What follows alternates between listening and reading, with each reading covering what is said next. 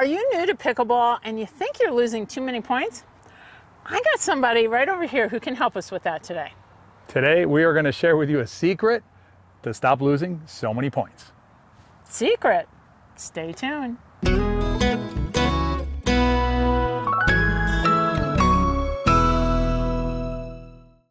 Hey everybody, I'm CJ Johnson from Better Pickleball and one half of VIPickleball. And this is... I am Tony Roy from In2Pickle and the other half of VIPickleball.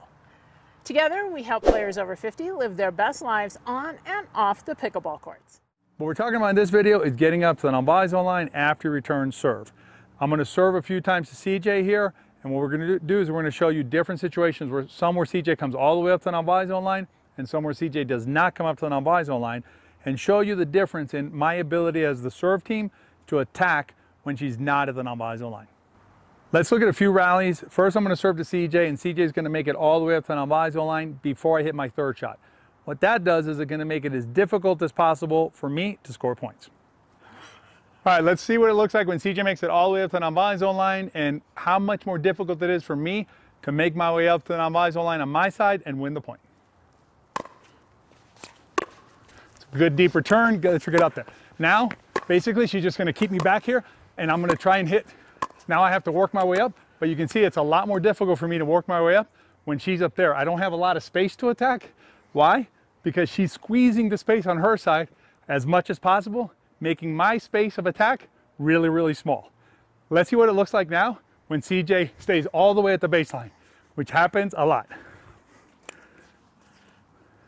So now CJ's gonna return, and she's gonna stay at the baseline. Now watch, I can hit wherever I want, and now I'm the one up here. I'm the one dictating the point, and probably I'm gonna end up winning the point just because I'm up here. CJ, by not coming forward, has allowed me to come up on my side and win the point. Let's look at what happens when CJ comes halfway up, which is another common problem that happens, particularly with new players to pickleball. So I'm in my serve, CJ hits that, and then she stays there. Now I can hit the ball and keep her there. I can keep her back there. And now basically I'm up and she's not. So it allows me to win another easy point because CJ did not make it all the way up to the non-bias line. Let's contrast the last two, the one where CJ stayed at the baseline and the one where she only came halfway in, to where CJ comes all the way up. So this time CJ is going to come all the way up to the non-bias line, lock down her position, and make my job as difficult as she can. Good deep return again. Now, look how small the space is for me to work. I have a little bit of space to work with, right? As opposed to when she was back at the baseline or halfway up. Much more difficult for me to score points when she's all the way up at the non-bias line. Tony, can you summarize what players need to do? Absolutely.